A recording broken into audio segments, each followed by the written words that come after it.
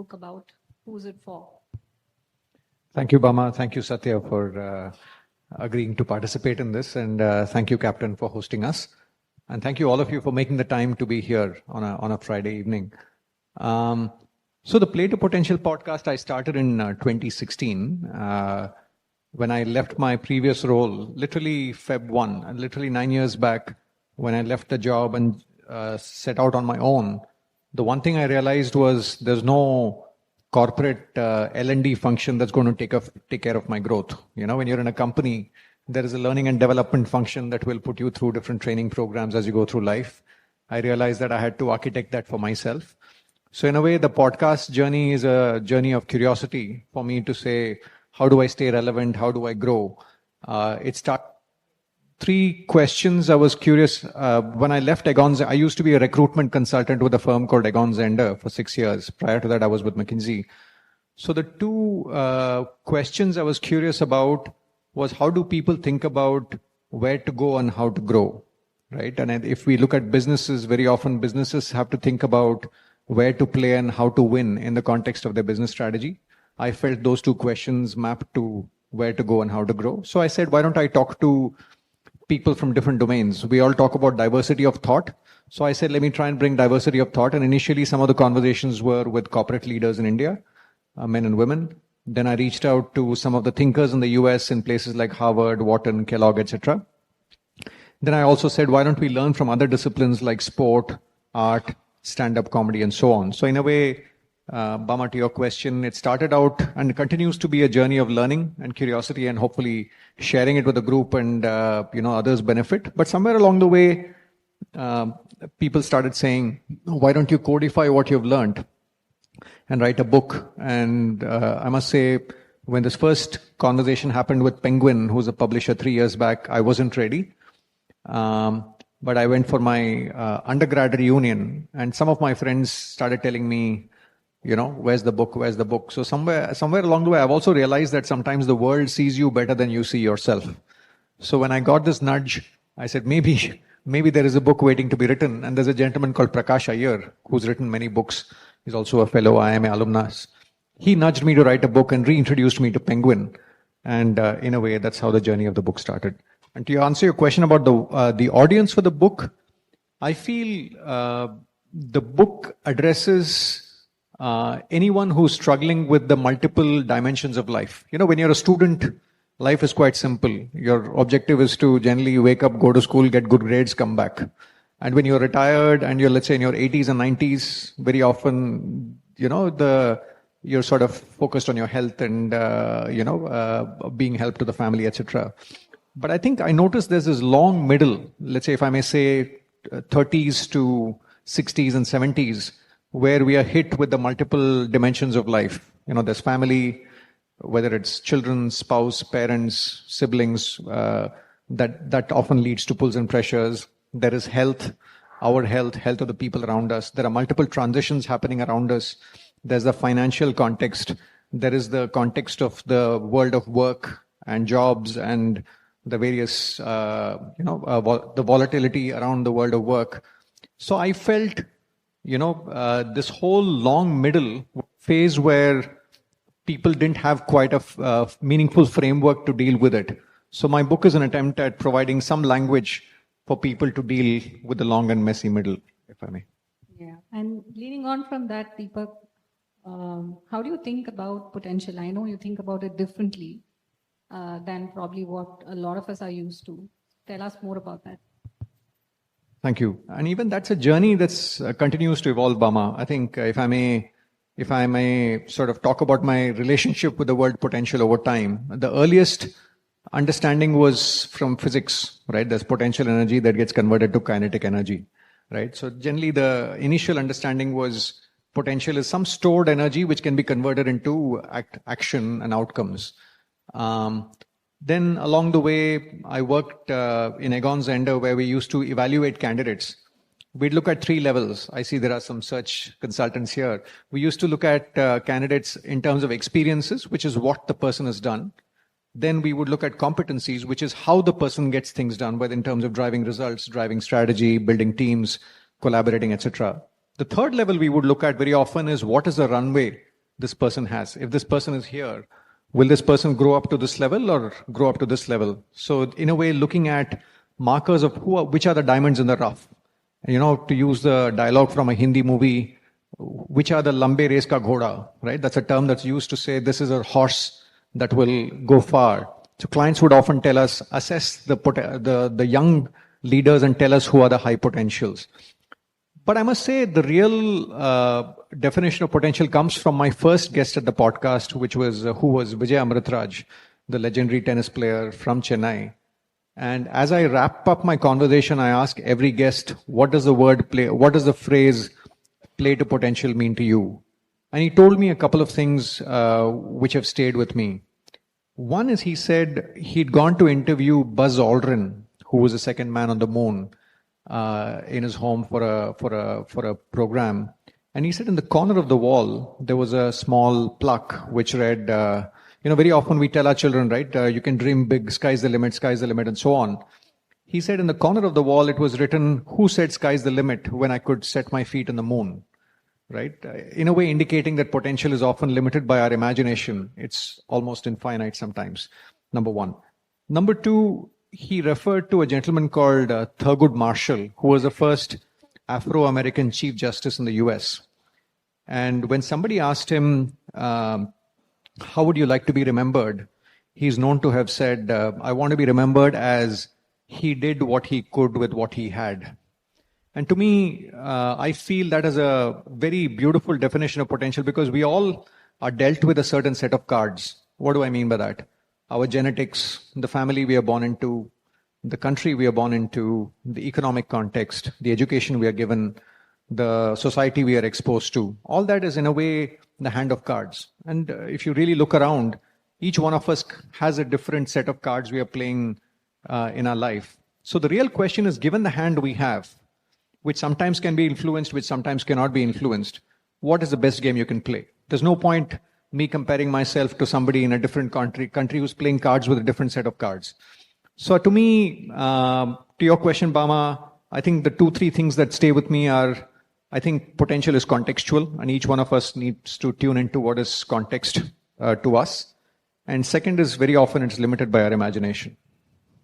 Very true. And I think if I can add one more dimension to that, at least I would say until maybe a decade or so ago, this was mostly a word that was understood in the context of professional or intellectual achievements. And I think today what I see people around me exploring, and especially, the ones who have the luxury of doing that, is to think about potential in context beyond just professional achievements or, so to say. So look at, for example, as even if you have a fulfilling career, then what do you do as an artist? And I'd love for Satya to talk about some of that when she does. Or what are you doing in terms of giving back? What are you doing for the community? And so on. Maybe we'll get to that when we talk to you about flavor. Very true. I didn't address that part, but I think very often we equate potential in the workplace. But we have potential for so many things across so many dimensions of life, whether it's some extracurricular activity or health or some pursuit or in the communities we live in. So completely agree. I think it's way beyond work. Satya, I think a lot of what you've done would resonate with, I think, different people in the audience today. It would be lovely to hear from you on your transitions. And maybe in this context, tell us how you thought about potential when you went through each of those inflections. Thank you, Mama. Deepak, for thinking of me. Delighted to be here this evening and share a little bit of my vulnerable side with you all. So please take it in that context. My first, at least, transition that I think about early in my professional career was when I decided to finish my PhD, and I didn't want to continue in academic research.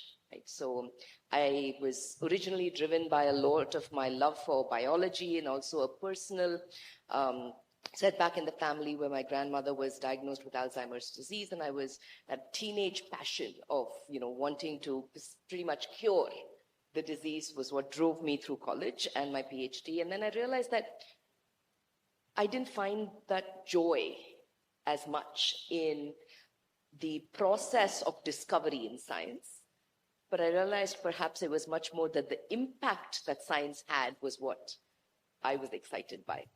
And I had the opportunity to then work with McKinsey and Company in healthcare and consulting.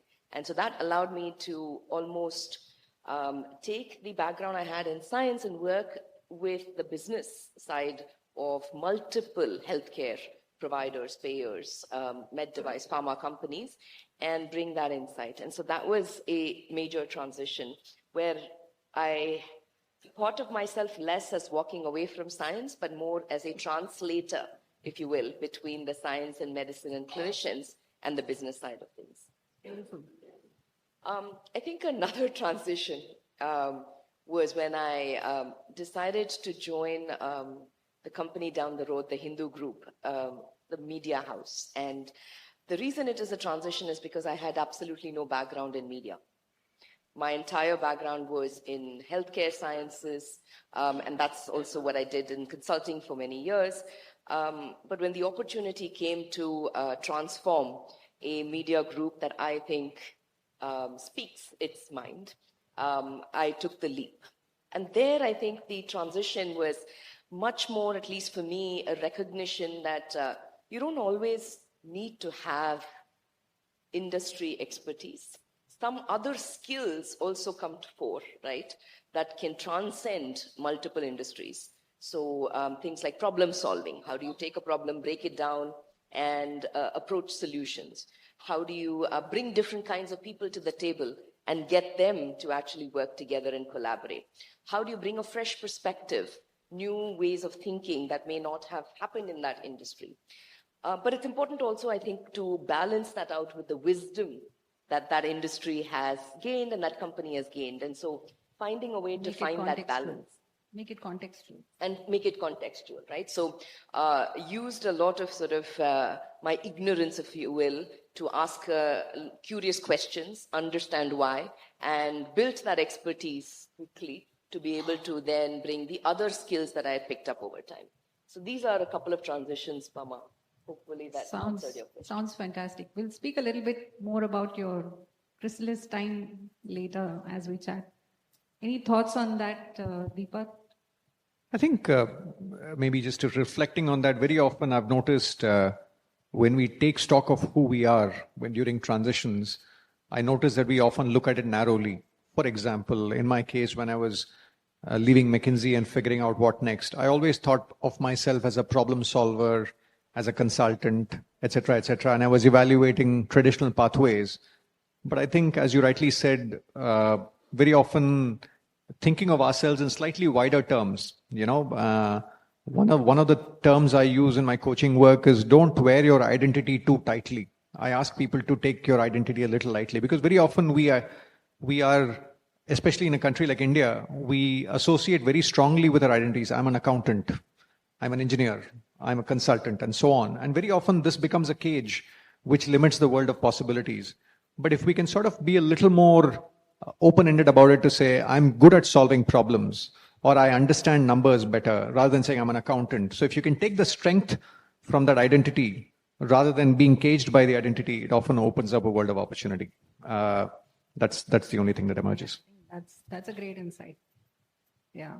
And I think maybe referring back to what Group Captain was speaking about briefly in his initial comments, I think with longer lifespans, therefore longer careers, how do you think transitions are transitioning in that sense? How is it changing, for a lot of us in this room as we speak? And maybe for the youngsters, it's going to look very different in a couple of decades.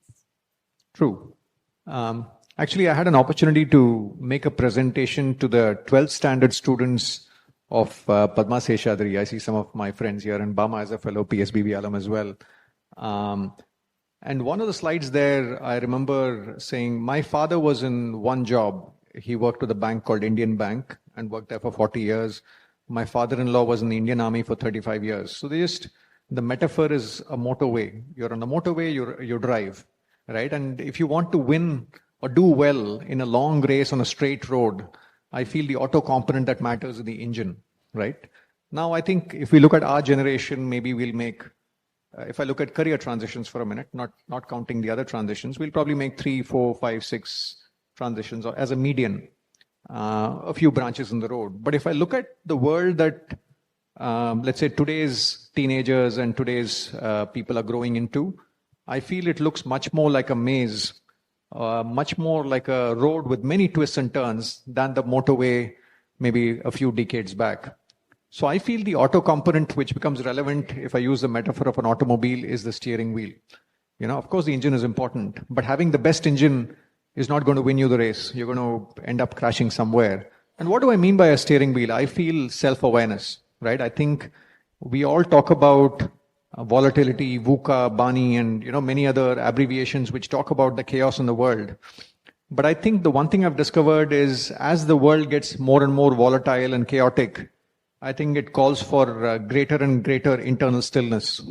So if I look at one big paradigm shift, of course, you can argue self-awareness has always been important, but I think it's 10x more important in a world with abundance of options and many moving parts. And I think if I may refer the work of a gentleman called Barry Schwartz, he's written a book called Paradox of Choice. And the crux of the insight in the book is he says in a world of abundant options, you would think consumers are happier. If I take the example of entertainment, when a lot of us were growing up, Doordarshan was the only channel. 10 o'clock Sunday, we had, the ritual in our home was onion sambar, rice and potato curry and Mahabharat on TV, right? That was sort of the Sunday ritual. But the point is today we have multiple, at least 400, 500 channels. We have OTT platforms. We have WhatsApp, YouTube, TikTok. There are millions of channels. Now, I'm not necessarily sure if consumers are happier today than they were 30 years back. And Barry Schwartz says that in a world where there's abundance of choice, two things happen. One is decision making becomes complex. And two, there is huge FOMO. Because if there are 1,000 choices and you make one choice, you're wondering, did I miss out any of the other 999 things I could have done? So the reason I say it is even in the world of careers, I think we are moving towards a world where there's a lot of abundance. And therefore, unless you're really sure about who you are, what you want, what drives you, what you're passionate about, what your skills are, it's very easy to feel that FOMO saying, should I have taken that turn, this turn? And then you end up in funny places. Absolutely. I want to pick up on one thing that Satya spoke about in her initial comments, that as she made these different transitions, and correct me if I got it wrong, I think there were triggers at different points in time, which were different things. So maybe once it was, I don't like what I'm doing as much as I thought I did. And then you had to find the nuance in that. Maybe it was a different reason another time. But I think in many cases, a lot of us are forced to, in some sense, choose to. Sometimes we're forced to, sometimes we choose to go from being the best at what we're doing currently to maybe getting on to, to use I would say, popular phrase, the bottom of the next S curve and working our way up there, right? And if you don't do it for yourself, the chances are very high that somebody is going to come and disrupt it for you, and then you're forced to do that. So I think that's, again, become a reality for a lot of us. And I think one of the questions also to think about is, how do you find the inputs that you need to then make those decisions? And where do you find those inputs? I think I like one of the people I spoke to at the podcast was a lady called Linda Grattan. She's a professor at London Business School, and she's written a book called 100-Year Life. And she says, very often, for a long time we spoke about thinking of yourself as the letter T, right? You go deep in one subject and then you have a horizontal line which basically says that you can apply the depth. For example, healthcare, you can apply it in media, you can apply it in a hospital, you can apply it in a different context, etc. She says, as we move forward, it's going to look more like a pie, the symbol pi. I mean, to extend that metaphor, at some stage it will start looking like a caterpillar with many legs. But for a minute, let's take the symbol pi. But I think the interesting nuance borderline nerdy nuance is she said, if you look at the symbol pi, one leg is straight and the other leg is a little curved. So in a way, her point is that that straight leg is your depth and the other leg is a curve that you're slowly building as you pivot. So don't stand on one leg, but have a couple of legs. And to illustrate it with a real life example, I had the opportunity to talk to Amish Tripathi, the well-known author. Now, not many of you might know that he's an IIM Calcutta alumnus. And he started his journey in a company called IDBI. He worked there for several years and he was actually the senior management team. But somehow he wasn't sort of deriving joy in that journey. And right from his childhood, there was a passion for mythology. He would say that over the dinner table, we would talk about the various characters in mythology, etc. So he said, and his point was, I come from a middle class family. I don't have the luxury of quitting everything and suddenly starting writing. So he said, the remaining 10% of my time or 20% of my time, I would write. And I published my first book. I published my second book. When the royalty check became higher than the paycheck is when he quit.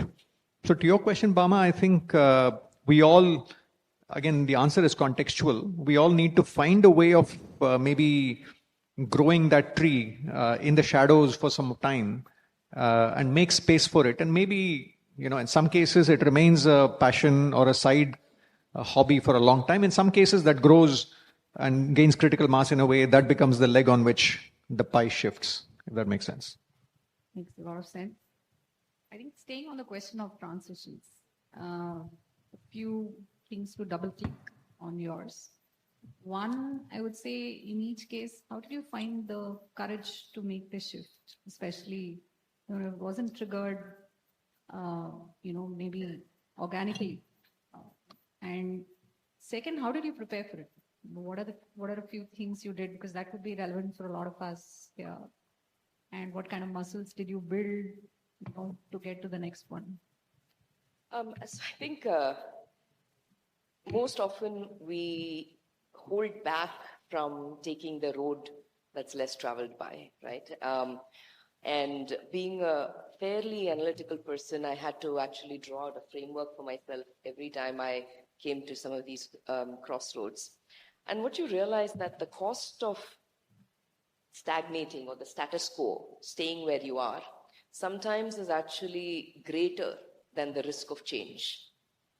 And being able to calibrate that a little bit and saying, okay, if I continue to stay where I am, right, and that puddle becomes murky and murky and murky, right, is that where I want to stay?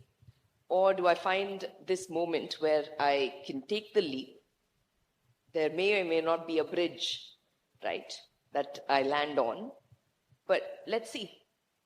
And I think laying out a little bit of our framework of what are the pros, cons of the status quo, being in the same place or moving on, at least allowed me each time to get comfort, if you will, that it's time to take the risk. Because there were several other opportunities over time where I decided to let them pass, right? And that I'd rather be where I am. So I think that is sort of at least how I thought about some of this.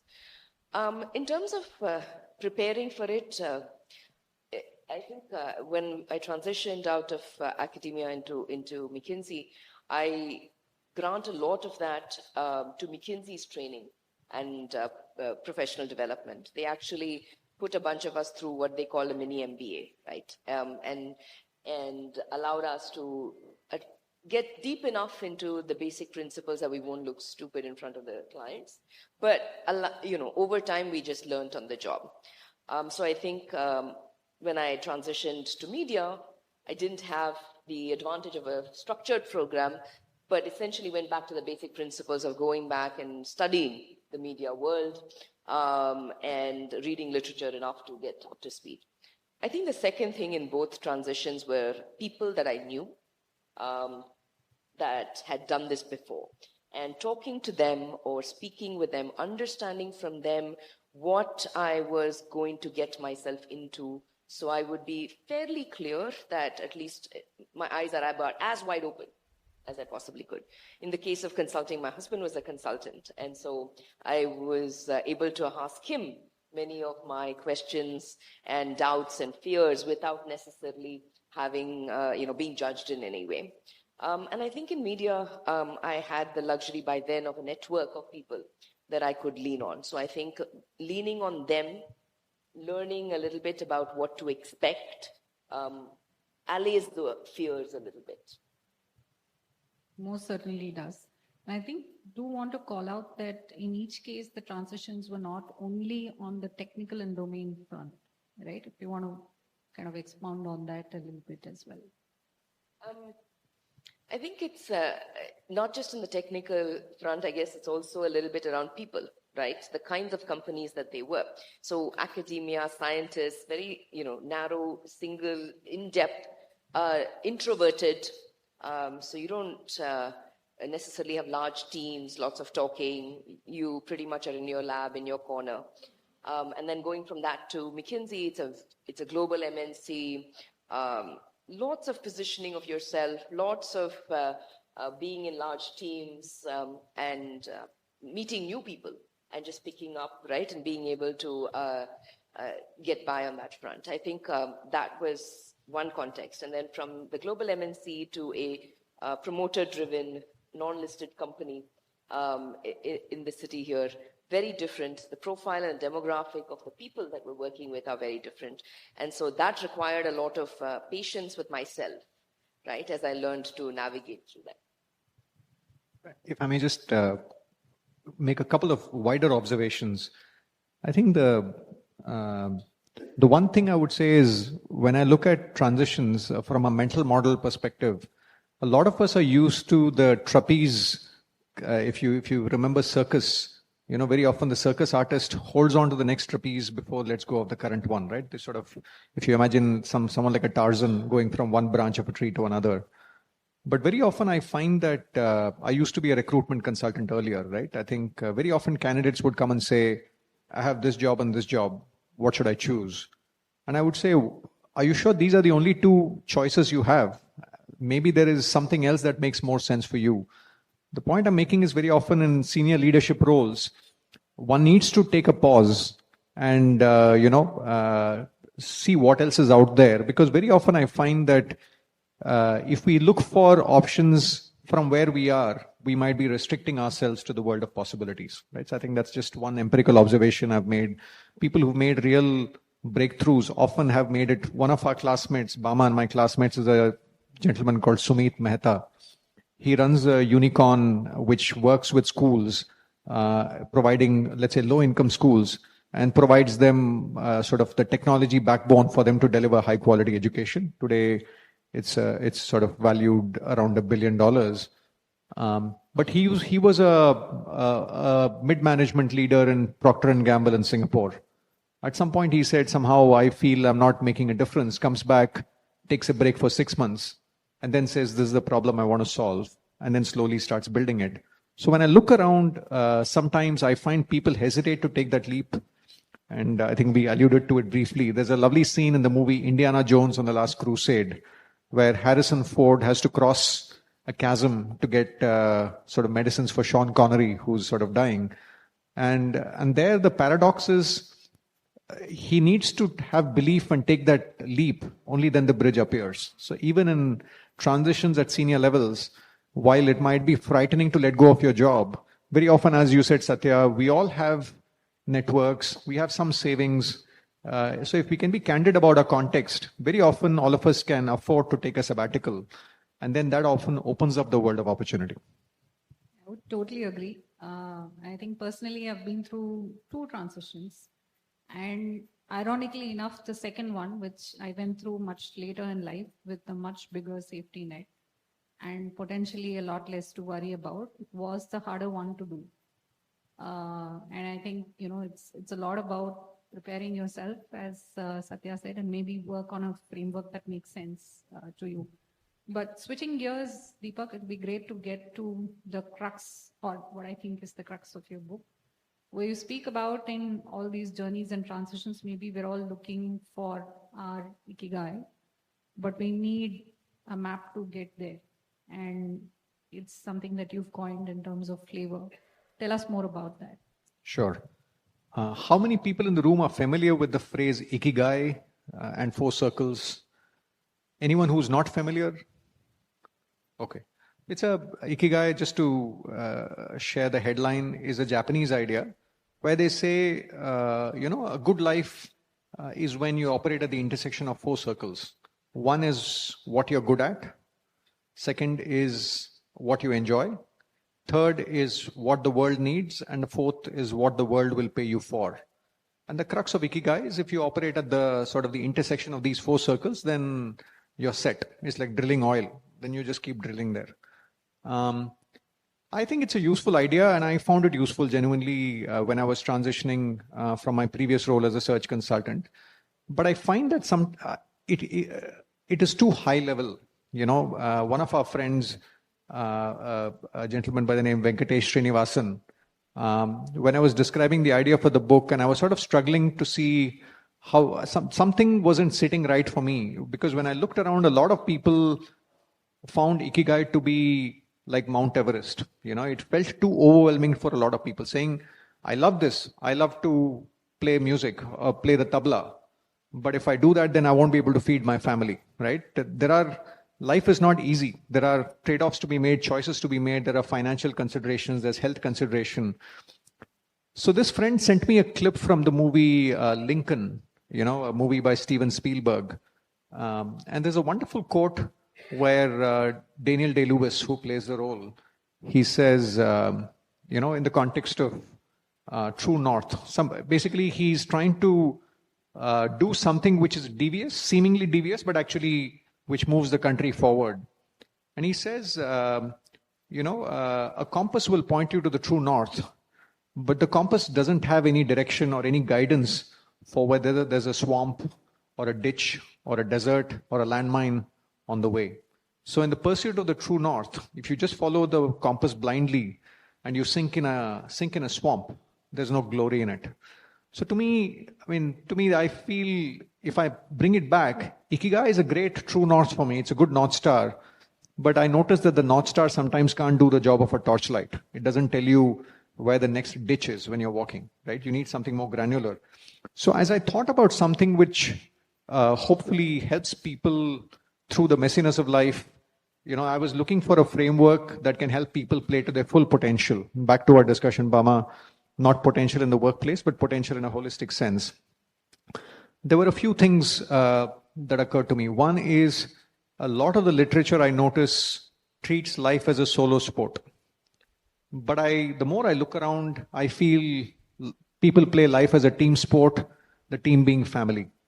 And family can mean different things to different people. But in most situations, it's often spouse, children, parents. Spouse and children being the sort of maybe the nucleus. Parents, of course, in Asian societies, especially like India, parents become part of the family, are seen as close part of the family. In some cases, it's siblings and uncles and aunts and so on. But the reason I mention family is it's important for us to recognize the family context. And what do I mean by that? Very often, what role makes sense depends on the age of the kids, stage of the kids. Is your spouse pursuing a career? Sometimes spouse's career might mean he or she has to move to a different location. That has impact on the other person's career. Sometimes, in my case, I came down from the US to India in the context of my father's cancer treatment in 2008. So I think very often there are personal forces which are pushing and pulling us in different directions. So I think there's a family piece, family context piece, which we cannot avoid, right? Number one. Second is when I look at people playing to full potential, there's some element of them tuning into what they truly love. They may not find it at work. If they find it at work, great. But the majority, 80-90%, who were thriving had a hobby, whether it's playing an instrument, whether it's gardening, whether it's trekking, whether it's running, whether it's something else, community service and so on. Something that you truly enjoy and that rejuvenates you. It's almost like a recharge. Second, the third, I talk about aspiration, not ambition. Ambition, to give a simple metaphor, saying I'm ambitious is like saying I want to get 100 in math. I don't care about what I get in the other subjects. But if we look at the exam of life, there's health, there's relationships, there's, multiple dimensions. One of them is career. So aspiration is saying what are the different identities I have And what are the kinds of goalposts I want to set for each of these identities? And how do I move